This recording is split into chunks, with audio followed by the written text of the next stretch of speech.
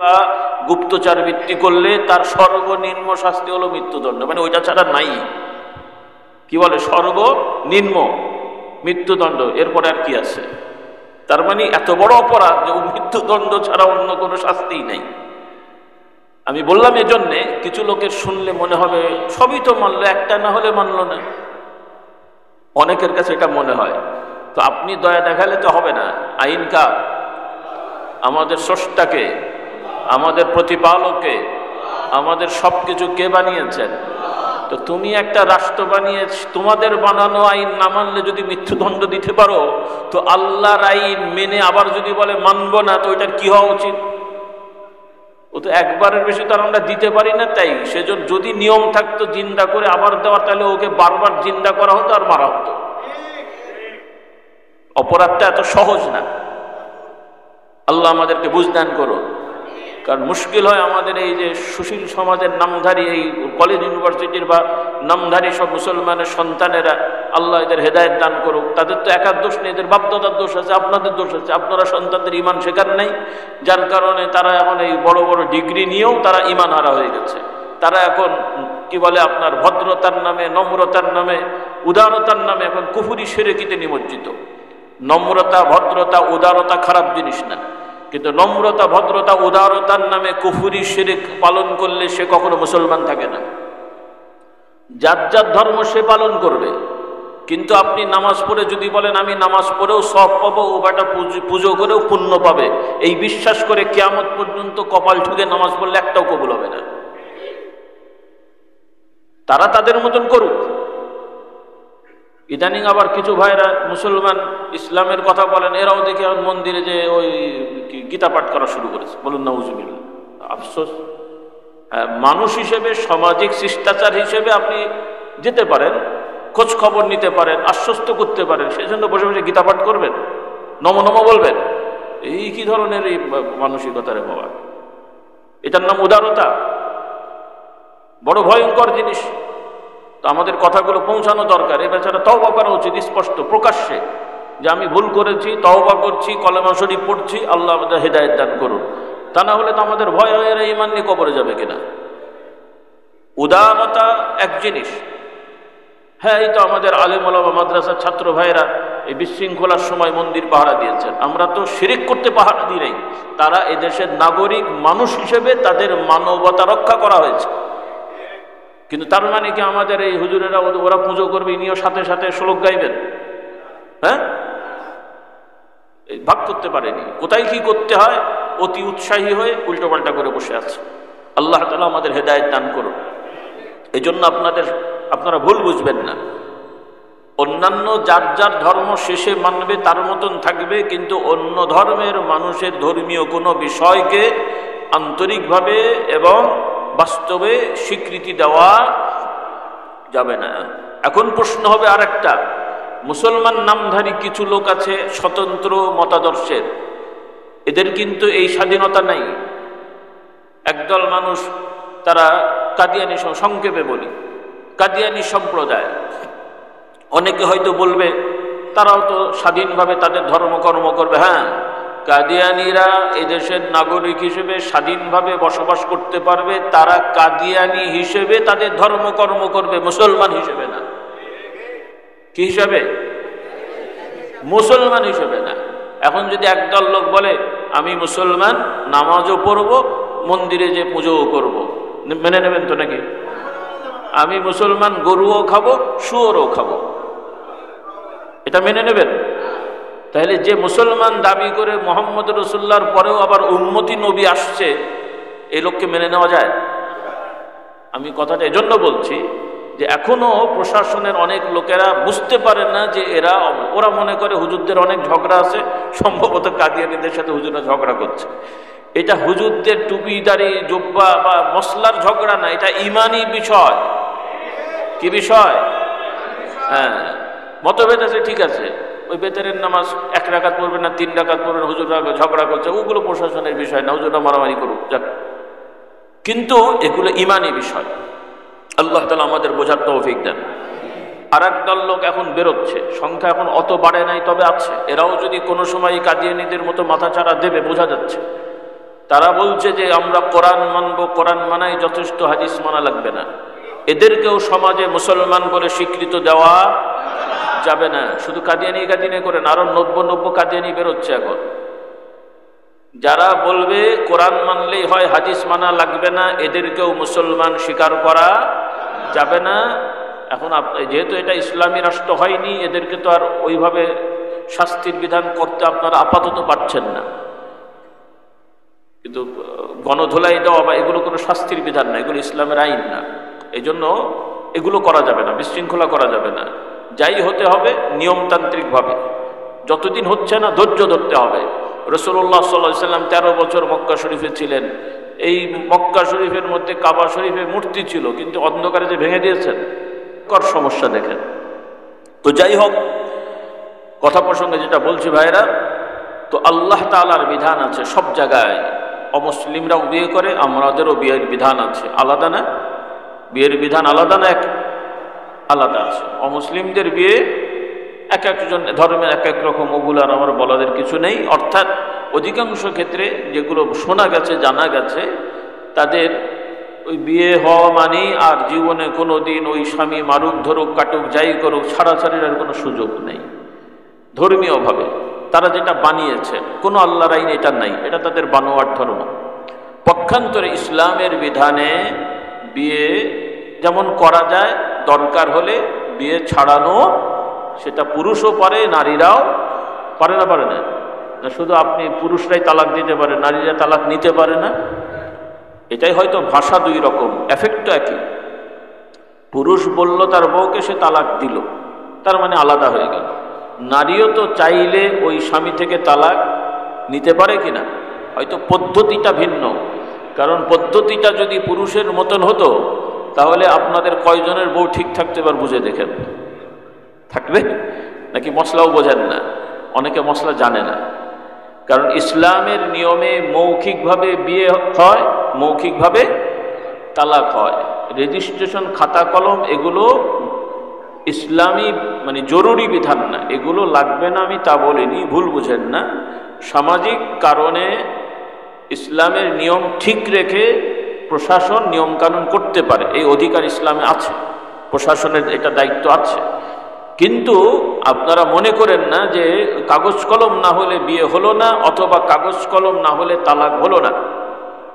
কারণ অনেক সময় দেখা গেছে বা শোনা গেছে, অনেক স্বামী বউকে মৌখিক তালাক দিয়ে দিয়েছে, শরীয়ত অনুযায়ী হয়ে গেছে, কিন্তু ওই এলাকার মাতবররা বলে মুখের কথা বলে ফেলেছে, আচ্ছা ও আজ্জা হয়ে গেছে, আর সামনে বলিস টলিসটা হয়ে গেছে, মিলিয়ে দিয়েছে।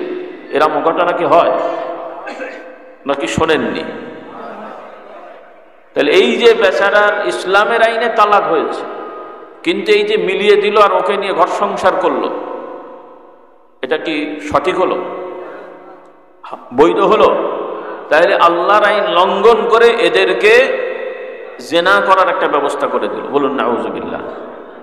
এজন্য আপনাদেরকে বুঝতে হবে আমার ভাই বোনেরা, যুবকরা যারা বিয়ে করনি, বিয়ে করার আগে মাসলাগুলো শিখে নেবে। এগুলো আপনাদের শেখাতে হয়, আলেম ওলামাদের শেখাতে হয়।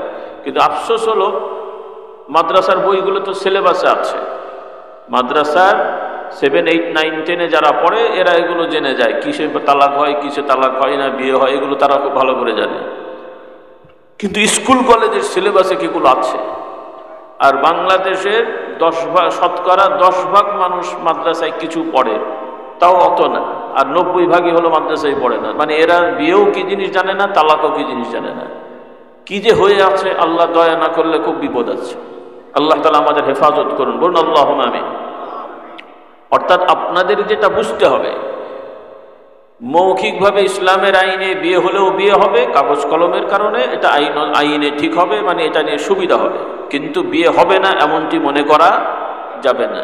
আবার মৌখিকভাবে তালাক দিলেও তালাক হবে, এটাকে বিশ্বাস করতে হবে এবং এটাকে কার্যকর করতে হবে। এবং আল্লাহর আইনের বাইরে তালাক হলো না, মৌখিক দিয়েছে, কাজে ঘর সংসার কর বা করা যাবে, এই ধরনের চিন্তা করলে ঈমান নষ্ট হবে। কারণ আল্লাহর আইনকে লঙ্ঘন করা হয়। বলুন নাউজুবিল্লাহ। তো আমি যেটা বলতে চাচ্ছি, আমার মা বোনরাও শুনছেন, যে অন্য ধর্মের সমস্যা আছে তাদের সমাধানের জন্য তাদের দেশে অমুসলিমরা অনেক আইন কানুন করেছে, করতে বাধ্য হয়েছে, কিছু ভালো করতে যে খারাপ হয়েছে সেটা তাদের বিষয়। কিন্তু আমাদের মুসলমানদের ভেতরে আল্লাহর আইনে আমাদের ক্ষতি করা হয়েছে না উপকার করা হয়েছে? আল্লাহর আইনে আমাদের জন্য যথেষ্ট না যথেষ্ট না? কিন্তু এখন আবার আমার আগে হুজুর বলেছেন, সম্ভবত আমি আবারও মনে করিয়ে দিই, আপনারা ভুল বুঝবেন না। আল্লাহ তাআলা যে বিধান আমাদের ভাই বোনদের, নারী পুরুষদের জন্য আল্লাহ দিয়েছেন, এটাই আমাদের জন্য যথেষ্ট এবং এটাই আমাদের জন্য কল্যাণ। এর বাইরে গেলে আমাদের সামাজিক সর্বদিক থেকে আমরা ক্ষতিগ্রস্ত হব, আর সব থেকে বড় ক্ষতি হবে আমাদের ঈমান নষ্ট হবে। নাউজুবিল্লাহ। এই বুঝটা আমাদের থাকতে হবে। একজন মুসলমান হতে হলে আল্লাহ তাআলার সব আইন মান্যতার ক্ষেত্রে কোনো ত্রুটি থাকবে না। আপনি আমি পালন করতে হয়তো পারবো না কিছু কিছু, সেটা আল্লাহ তাআলা সাধ্যের উপরে বিচার করেন। এই যেমন এখানে আমরা বসে আছি, সবাইকে আমরা হজ করেছি না করতে পারি? সবাইকে যাকাত দিতে পারেন? কিন্তু কোরআনে তো হজের কথা আছে, কোরআনে তো যাকাত দেওয়ার কথা আছে। কিন্তু ওই যে দেওয়ার কথা থাকলেও ওখানে আবার বলা হয়েছে সাধ্য বিবেচনা এবং কি কি নিয়মে হবে, এগুলো বিস্তারিত আছে। তাহলে এখন আমরা হজ করতে পারলাম না, কেন পারিনি? যে আমার সামর্থ্য নেই। কিন্তু আশা আছে না নাই? হজ যে আল্লাহর আইন, এটা আমরা বিশ্বাস করি কিনা? এবং এটা সওয়াবের কাজ আমরা বিশ্বাস করি কিনা? আমরা বিশ্বাস করি, কিন্তু অনেকে পালন করতে পারছি না। সেটার জন্য আমার ঈমান নষ্ট হয়নি, ঈমানের জায়গায় আছে, পারিনি, এটা আমার দুর্বলতা। আল্লাহ এর জন্য কোনো শাস্তিও দেবেন না, সবটা আমি পাচ্ছি না। পক্ষান্তরে যদি আমরা বলি যে খামাখালি হজ করার দরকারটা কি, এত টাকা খরচ করে হজ করার কি দরকার? ওই টাকাটা আবার কিছু ভালো ফেরেশতার সাথে গরিবদের দেয় তো কেউ না, শুধু বলে আর কি গরিবদের দিলে উপকার হয়। বলুন নাউজুবিল্লাহ। তাহলে আল্লাহ বলছেন সামর্থ্য থাকলে হজ করতে যেতে হবে। আর কেউ যদি বলে যে না হজ করার দরকার নেই, তাহলে ঈমান থাকবে? তো ওই রকম আপনার আমার সামর্থ্য না থাকলে কোরবানি নেই, কিন্তু কোরবানি লাগবে না সেটা না। সমাজে হয়তো ইসলামের অনেক বিধান এখন নাই, কিন্তু এই বিধান দরকার নেই বা সমাজে চলবে না বা আমাদের দরকার নেই, এরকম যদি কেউ মনে করে, তাহলে আল্লাহ মাফ করুন, সে নামে মুসলমান থাকতে পারে, গায়ের জোরে গলার জোরে সমাজে পরিচয় দিতে পারে, কিন্তু আল্লাহ রাব্বুল আলামিনের কাছে তারা মুসলমান হয়ে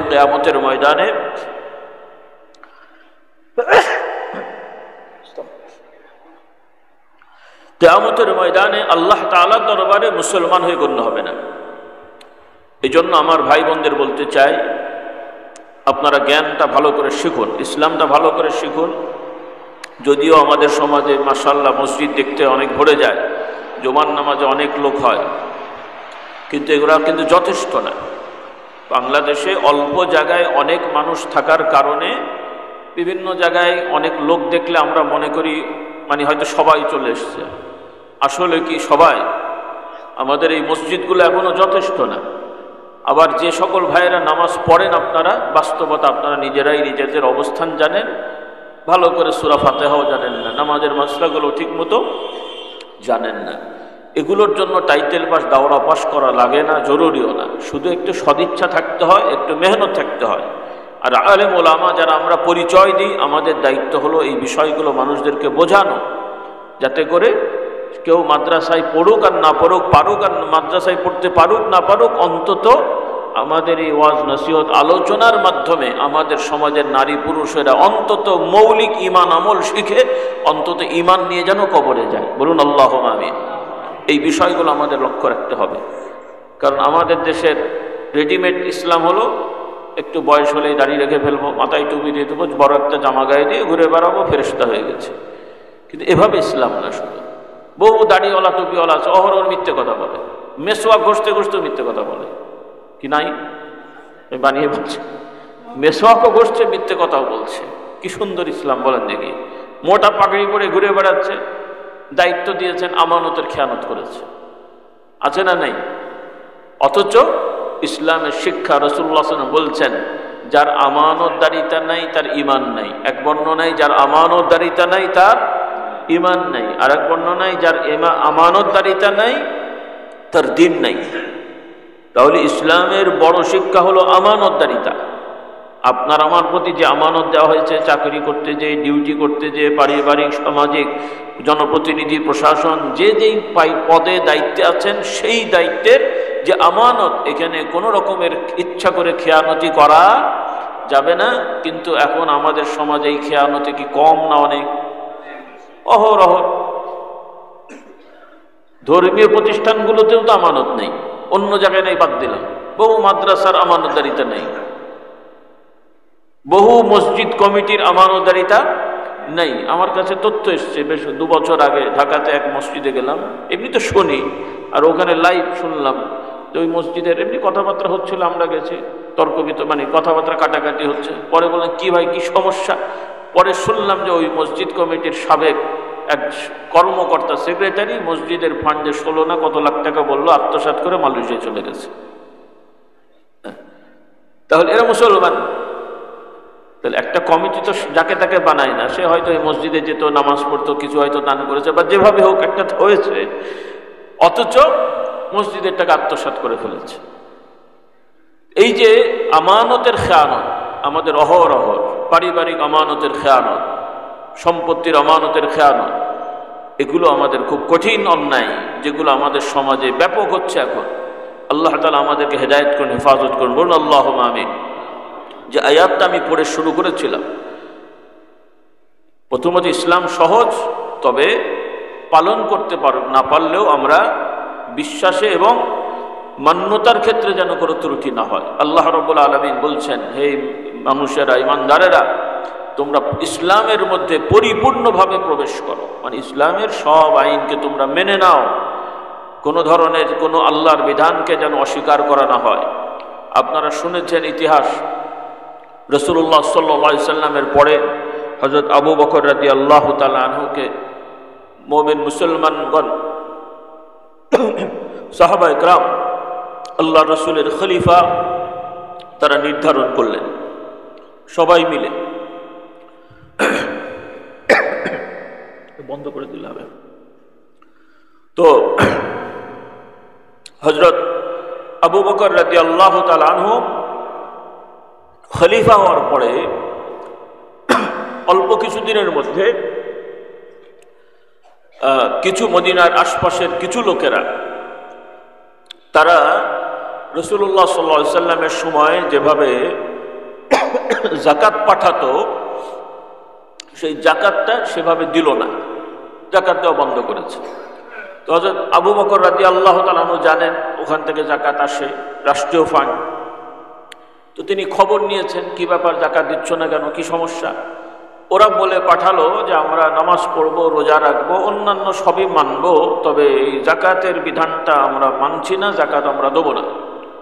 এজন্য নয় যে আমাদের যাকাত দেওয়ার টাকা কমে গেছে বা সামর্থ্য কমে গেছে, সেটা না, কিন্তু সামর্থ্য আছে, কিন্তু বক্তব্য হলো এই আইনটা কি মানব না, কিন্তু নামাজ পড়বো, রোজা রাখবো, বাকি সব ঠিক আছে, কোনো অসুবিধা নেই। কি বলেন? হ্যাঁ, সবই তো মানলো, কি অসুবিধা হয়েছে না হয় নাই? তো এখন আবু বকর রাদিয়াল্লাহু তাআলা সংবাদ পাঠালেন, নোটিশ পাঠালেন, রাষ্ট্রীয় নোটিশ। দুইটা, হয় যাকাত যেভাবে ইচ্ছা যে দিচ্ছিলে হিসাব করে দেবে, আর যদি না দাও তাহলে কিন্তু তোমাদের বিরুদ্ধে শাস্তি আসবে। শাস্তি কি? হয় সারেন্ডার করবে, না হলে যুদ্ধ করতে হবে, মৃত্যুদণ্ড শাস্তি। কিসের শাস্তি? এতগুলো মানুষ তার ধরে বেঁধে মৃত্যুদণ্ড সহজে দেওয়া যাবে না। তাহলে যাদের জানানো হলো তোমরা যা অপরাধ করছো, হয় তওবা করে যাকাত দেবে, তা না হলে মৃত্যুর জন্য কি প্রস্তুত থাকো। তার মানে যুদ্ধ করতে হবে, ওরা তার এমনি মরবে না, যুদ্ধ করবে। তো বলেছেন, তারাও বলছে তারা যুদ্ধ করবে। কি করবে? ওরাও যুদ্ধ করবে। তো হযরত আবু বকর রাদিয়াল্লাহু তাআলা আনহু বললেন, এর মধ্যে হযরত ওমর রাদিয়াল্লাহু তাআলা আনহু আসলেন, আর তিনি অলরেডি সাহাবাদেরকে বলে দিয়েছেন সবাই প্রস্তুতি নিতে, সবাই প্রস্তুতি নাও, যুদ্ধ করতে হবে। ওরাও যেহেতু কথা শুনবে না, যুদ্ধ করবে, আমরাও যুদ্ধ করব, ওদেরকে দমাতে হবে। হযরত ওমর রাদিয়াল্লাহু তাআলা আনহু রাগী মানুষ, সবাই জানেন, কিন্তু এই প্রেক্ষাপটে তিনি হযরত আবু বকর রাদিয়াল্লাহু তাআলা একটু সুপারিশ করলেন যে এত তাড়াহুড়ো না করে একটু ওদেরকেও সুযোগ দেন, আমরাও একটু শক্তিশালী হই, কারণ অল্প দিন আগে রাসূলুল্লাহ ইন্তেকাল করেছেন, এখন যদি আবার আমরা যুদ্ধে লেগে যাই কি হবে না হবে, একটা দ্বিধাদ্বন্দ্বের মধ্যে তিনি পড়লেন। তিনি বলছেন না যে লাগবে না, কিন্তু একটু অপেক্ষা করা। আবু বকর রাদিয়াল্লাহু তাআলা সবাই জানে নরম মানুষ, কিন্তু উনি নরম লোক এত গরম হবে বুঝতে পারা যায়নি। তিনি বললেন রাসূলুল্লাহর সময়ে এরা যেভাবে যাকাত দিয়েছে, তিনি উদাহরণ দিয়ে বললেন যে উটের একটা দড়ি পরিমাণও যদি কম দেয় ওইটার জন্য আমি যুদ্ধ করব। তার মানে এখানে সম্পদ বড় জিনিস না, বড় জিনিস হচ্ছে আল্লাহর আইনটাকে তারা অস্বীকার করেছে, তাও আবার একটা, অনেকগুলো না। তাহলে অর্থাৎ একজন মুসলমান ডিক্লারেশন দিয়ে যদি আল্লাহর আইন একটাও লঙ্ঘন করে, সে তওবা না করলে সে মুরতাদ হয়, তাকে কিছু সময় দেওয়া হয় আইনত আল্লাহর বিধান অনুযায়ী। এরপরেও যদি তওবা না করে তার শাস্তি হলো মৃত্যুদণ্ড। তার শাস্তি কি? মৃত্যুদণ্ড। যেমন সমাজের আইন আছে, রাষ্ট্রের আইন সব দেশেই আছে। বিদ্রোহ করলে, রাষ্ট্রদ্রোহী মামলা হলে কি শাস্তি হয়? সশস্ত্র বিভাগের কেউ যদি বিদ্রোহ করে তাহলে, বা গুপ্তচর বৃত্তি করলে তার সর্বনিম্ন শাস্তি হলো মৃত্যুদণ্ড। মানে ওইটা ছাড়া নাই, কি বলে, সর্বনিম্ন মৃত্যুদণ্ড, এরপরে আর কি আছে? তার মানে এত বড় অপরাধ যে মৃত্যুদণ্ড ছাড়া অন্য কোনো শাস্তিই নাই। আমি বললাম এজন্যে, কিছু লোকের শুনলে মনে হবে সবই তো মানলো, একটা না হলে মানলো না, অনেকের কাছে এটা মনে হয়। তো আপনি দয়া দেখালে তো হবে না। আইন কার? আমাদের স্রষ্টাকে, আমাদের প্রতিপালককে, আমাদের সবকিছু কে বানিয়েছেন? তো তুমি একটা রাষ্ট্র বানিয়ে তোমাদের বানানো আইন না মানলে যদি মৃত্যুদণ্ড দিতে পারো, তো আল্লাহর আইন মেনে আবার যদি বলে মানবো না, তো ওইটার কি হওয়া উচিত? ও তো একবারের বেশি তো আমরা দিতে পারি না। তাই সেজন্য যদি নিয়ম থাকতো জিন্দা করে আবার দেওয়ার, তাহলে ওকে বারবার জিন্দা করা হতো আর মারা হতো। অপরাধটা এত সহজ না। আল্লাহ আমাদেরকে বুঝদান করো।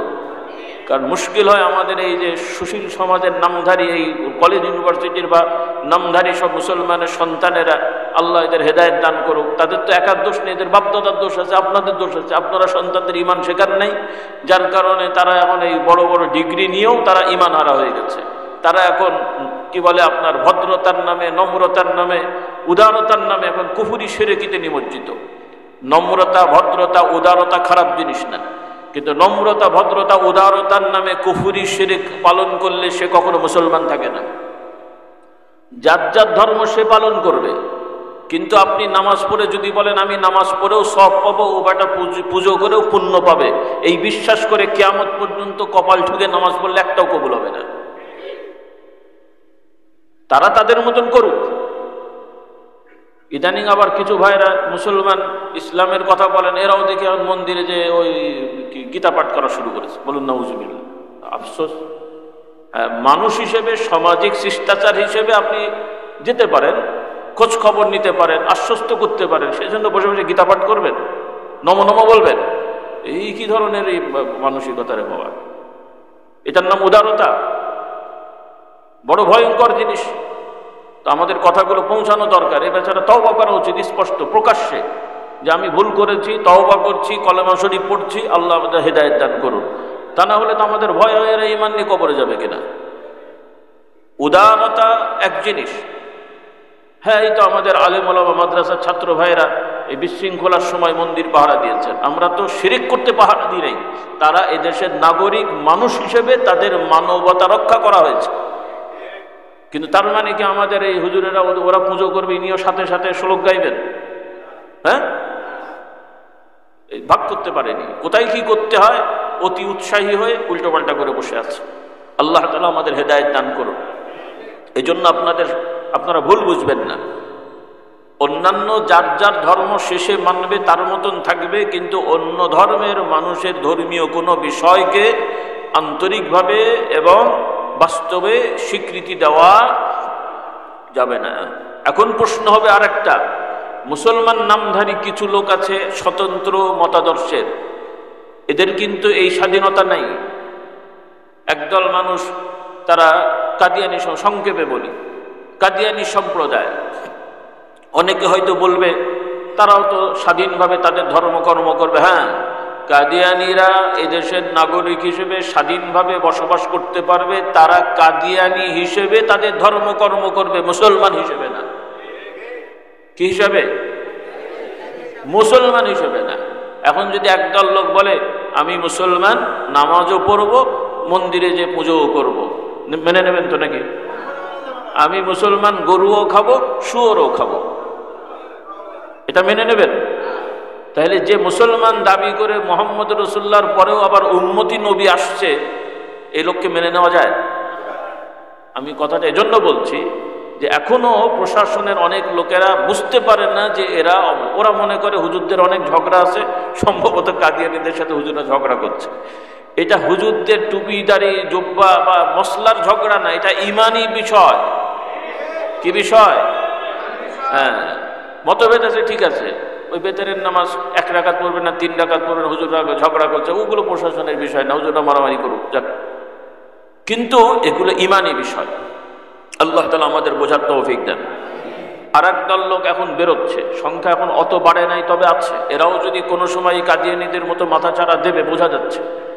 তারা বলছে যে আমরা কোরআন মানবো, কোরআন মানাই যথেষ্ট, হাদিস মানা লাগবে না। এদেরকেও সমাজে মুসলমান বলে স্বীকৃত দেওয়া যাবে না। শুধু কাদিয়ানি করেন, আরো 90 কাদিয়ানি বেরোচ্ছে এখন, যারা বলবে কোরআন মানলেই হয়, হাদিস মানা লাগবে না, এদেরকেও মুসলমান স্বীকার করা যাবে না।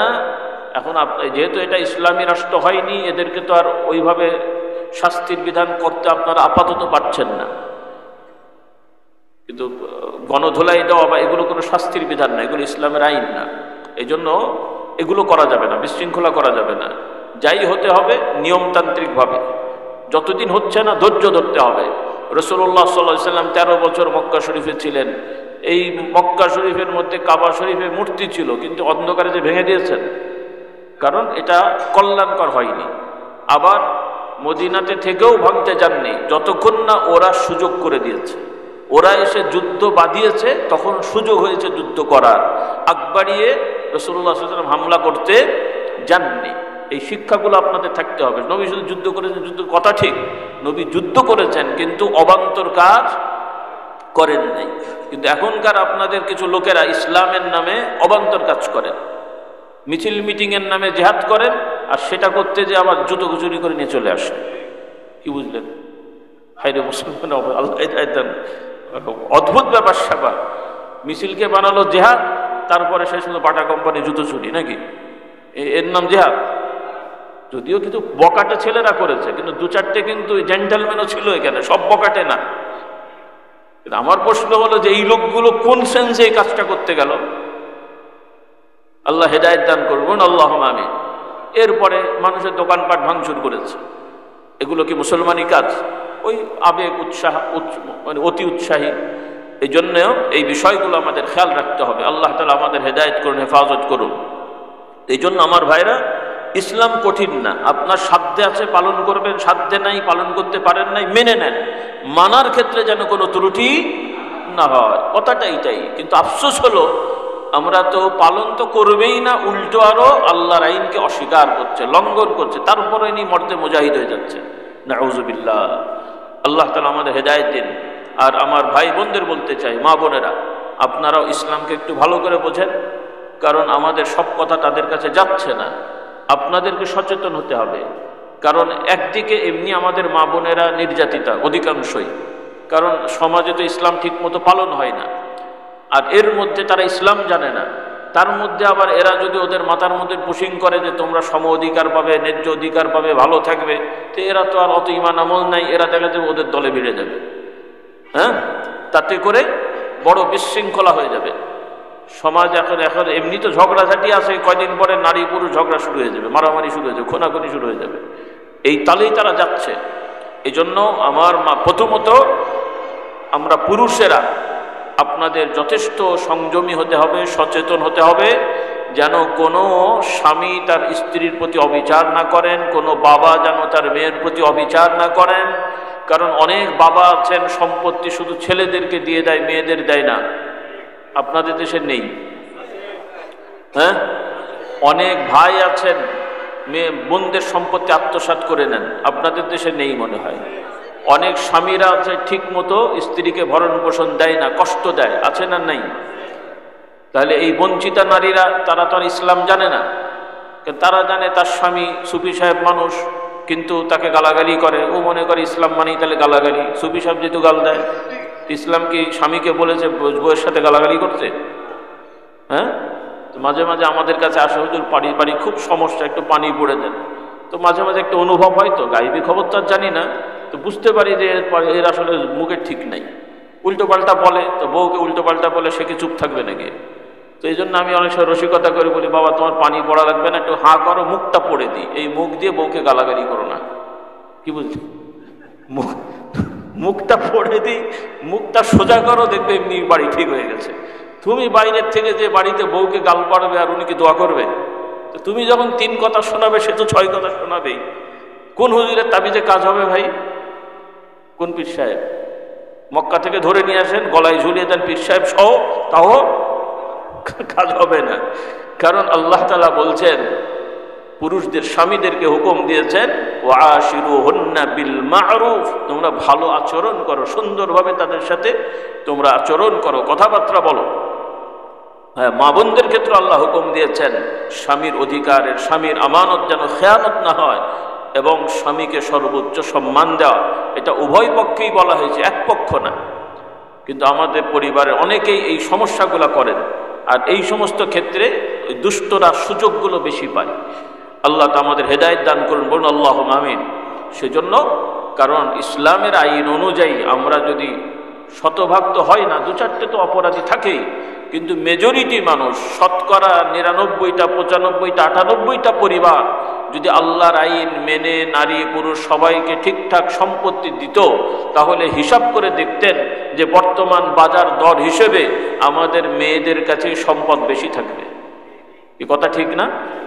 কারণ তাদের সম্পদ দেখতে কম মনে হলেও এটা গচ্ছিত থাকে, আর আমাদের সম্পদ একদিকে আসলে আর একদিকে খরচ হয়। আমি যদি আমার বাপের 1 লাখ টাকা পাই, তো আমার বোন কত পাবে? 50,000। তা আমি বিয়ে করেছি, আমার বউ আছে, বাচ্চা আছে, এগুলো থাকবে না, খরচ হবে।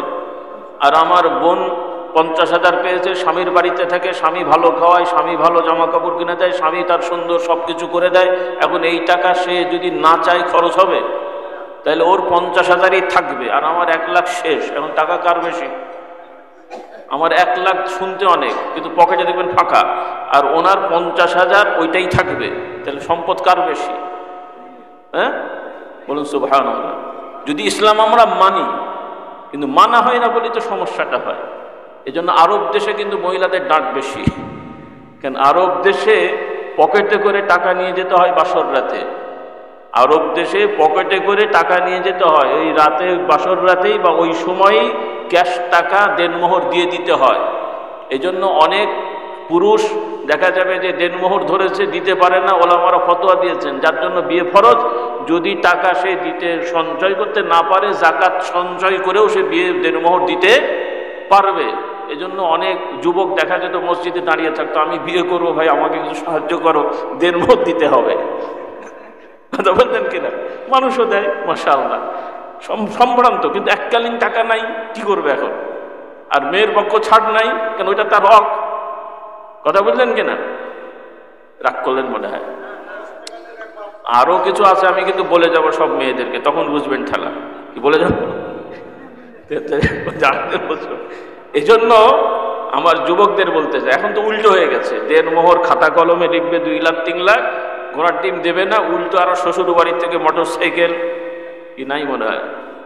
হ্যাঁ, এই যুবকেরা শ্বশুর বাড়ির থেকে বলে কয়ে কোনো জিনিস আদায় করা যাবে না, সম্পূর্ণ হারাম। সম্পূর্ণ কি হারাম? এটাকে কি বলে আপনাদের দেশে? যৌতুক। বাংলায় যৌতুক বলে আর কি। শ্বশুর বাড়ির থেকে মেয়ের পক্ষকে বলে কয়ে কোনো জিনিস আদায় করা যাবে না, এটা হারাম। আরেকটা জিনিস আছে বলবো, যেটা আমাদের খুব বড় সমস্যা। এটা তো আছেই, আরেকটা সমস্যা হচ্ছে বিয়ের ক্ষেত্রে মেয়ের বাড়ির অনুষ্ঠান। হ্যাঁ, এটাও খুব বড় অন্যায়, এটা জুলুম, এটা জুলুম। হ্যাঁ, মেয়ের পক্ষের বাপমা যদি চায় মেহমানদারি করতে, তারা স্বইচ্ছায় যদি বলে যে আপনারা কিছু মেহমান এসেন, তাহলে আপনি যেতে পারেন। কিন্তু আগেই যদি আপনি ফর্দ দেন আমরা এতগুলো বরযাত্রী যাব, এই জিনিস খাওয়াতে হবে, এই স্ট্যাটাস হতে হবে, সম্পূর্ণ চাঁদাবাজি এবং ডাকাতি। বরযাত্রা তো নয়, এটা দস্যু যাত্রা। কি যাত্রা? দস্যু যাত্রা। কতগুলো দস্যু যাত্রী মেরে ধরে খাওয়ার জন্যে। হ্যাঁ, এই জন্যে ছেলের পক্ষ, ইসলামের আইন হচ্ছে ছেলের পক্ষ অনুষ্ঠান করে অলিমা করে সবাইকে দাওয়াত দেবে তারও সাধ্য অনুযায়ী। তারও কি সাধ্য অনুযায়ী। মোট কথা মানুষ সমাজ জানবে যে এই লোকটা বিয়ে করেছে, এটা তার বউ। হ্যাঁ, এটা জানতে হবে। তবে সবাইকে তো দেখাতে হবে বউটা, নাকি? হ্যাঁ, মানুষ চিনবে কেমন করে? হ্যাঁ, যুবকরা মোটরসাইকেলে গেলে পেছনে ঘুরবে, সবাইকে পরিচয় করে দেবে এটা আমার বউ, এই কদিন আগে বিয়ে করে এসেছি, তাই তো। এরপরে বিয়ের মজলিসে মঞ্চ করে স্টেজ করে সবাই দেখবে ওইটা ওর বউ, হাজী সাহেবের বউ, তাই তো। নওজুবিল্লাহ। এই রেওয়াজগুলো আছে না নেই? এগুলো মুসলমানের কাজ। আল্লাহ তাআলা আমাদের হেদায়েত করুন, আল্লাহুম্মা আমিন। কাজেই এই বিয়ে প্রথা সহজ করতে হবে, কারণ মেয়ের পক্ষের উপরে বার্ডেন হয়, ছেলের পক্ষ সহজ করতে হবে, উভয়ই। মোট কথা ইসলামের বিধান মুসলমানরা সমঝোতা করে, কেউ কারো ক্ষতি করবে না, সবাই সবার কল্যাণকামী হবে। এভাবে চললে অটোমেটিক সমাজে শান্তি আসবে, শৃঙ্খলা আসবে, উন্নয়ন হবে। কিন্তু এখন যেভাবে আমরা চলছেন, এখানে খাতা কলমের আইন দিয়ে কিছু করা যাবে না, বরং আরো বিশৃঙ্খলা বাড়বে। এই জন্যে আমি যেটা অনুরোধ করব ভাই বোনদের, আসুন আমরা পরিপূর্ণ মুসলমান হই। আল্লাহর আইন মান্যতার ক্ষেত্রে সব অন্তর দিয়ে মেনে নিই, পালন যাদের সামর্থ্য আছে করতে থাকেন।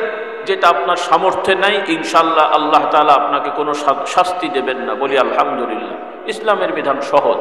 তো যাই হোক, আর কথা বাড়িয়ে আপনাদের কষ্ট দেবো না। আল্লাহ তাআলা নিয়ে এসেছেন, আহ্বান থাকবে আপনারা নিয়মিত, এখানেও মাসিক মাহফিল হয়, জিকিরের মাহফিল হয় এবং সপ্তাহে হয়, আপনারা এখানে শরীক হবেন।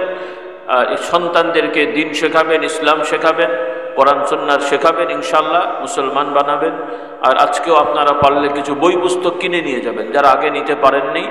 আমাদের কিছু বই পুস্তক সংকলন করা আছে, বিভিন্ন বিষয়ের নতুন কিছু বই আছে যেটা গতবার ছিল না, এরকমও কিছু বই আছে, যেমন আল্লাহর গুণময় নামসমূহ, তারপরে সাম্প্রতিক বিভিন্ন বিভ্রান্তিকর বিষয়গুলো আছে, এগুলো ভ্রান্ত মতবাদ, সমকালীন ভ্রান্ত মতবাদ, এটা একটা বই আছে। আরও অন্যান্য কিতাব আছে, আপনারা এগুলো সংগ্রহ করবেন। সর্বোপরি আমার মা বোনদেরও বলি, ভাইদের বলি, আপনারা সুযোগ হলে সংগ্রহ করেন।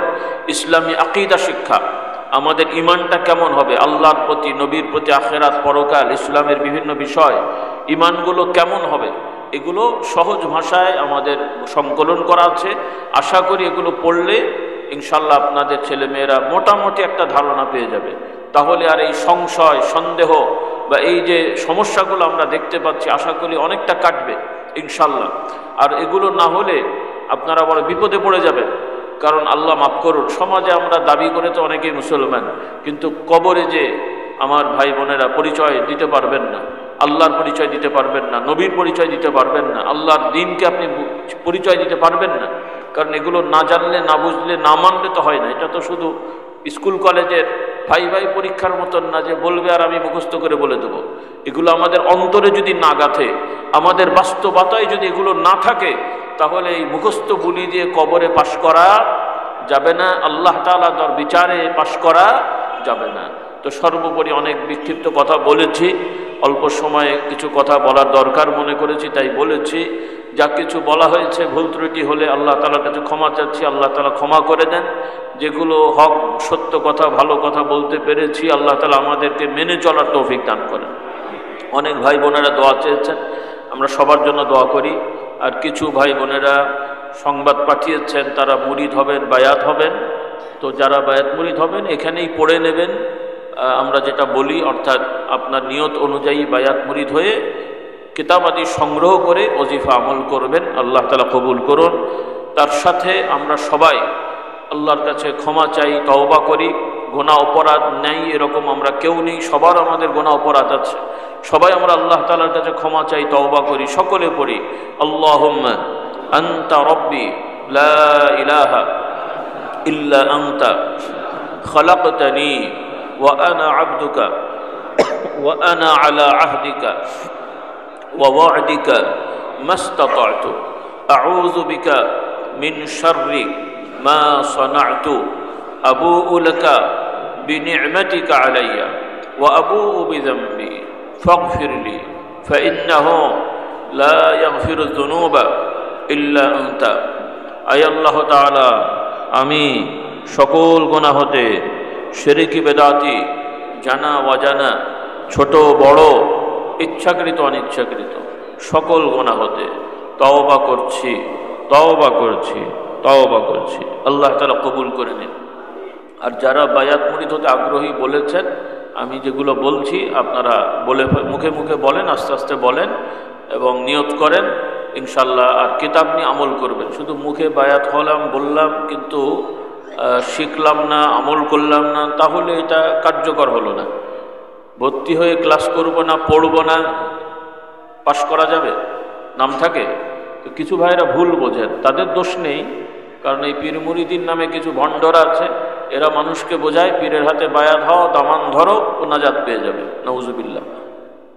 আল্লাহর নবীকে এগুলো শিখিয়েছেন। আল্লাহর নবী সাল্লাল্লাহু আলাইহি সাল্লাম সাহাবাদের থেকে বায়াত নিয়েছেন, প্রত্যেকটা বিষয় অঙ্গীকার করিয়েছেন, ওই ইবাদতগুলো আবার শিখিয়েছেন। সুবহানাল্লাহ। সেদিনে এক জায়গায় কত রকম সমস্যা বলবো বলে, এমনি একটা পরিভাষা পীর মাশায়েখদের মধ্যে বা চালু আছে যে আল্লাহওয়ালাদের থেকে আমরা ফয়েজ পাই। শব্দটা সরাসরি কোরআন হাদিসের নাই, তবে এটা বিষয়টা নাই সেটা না, শব্দটা নাই, কিন্তু বাস্তবতা আছে। কিন্তু এর অর্থ এটা না যে হুজুরদের থেকে শুধু ফয়েজ নিতে হয়। উপকার আছে, কিন্তু আল্লাহওয়ালাদের কাছে যেতে হয় শেখার জন্যে। কিসের জন্যে?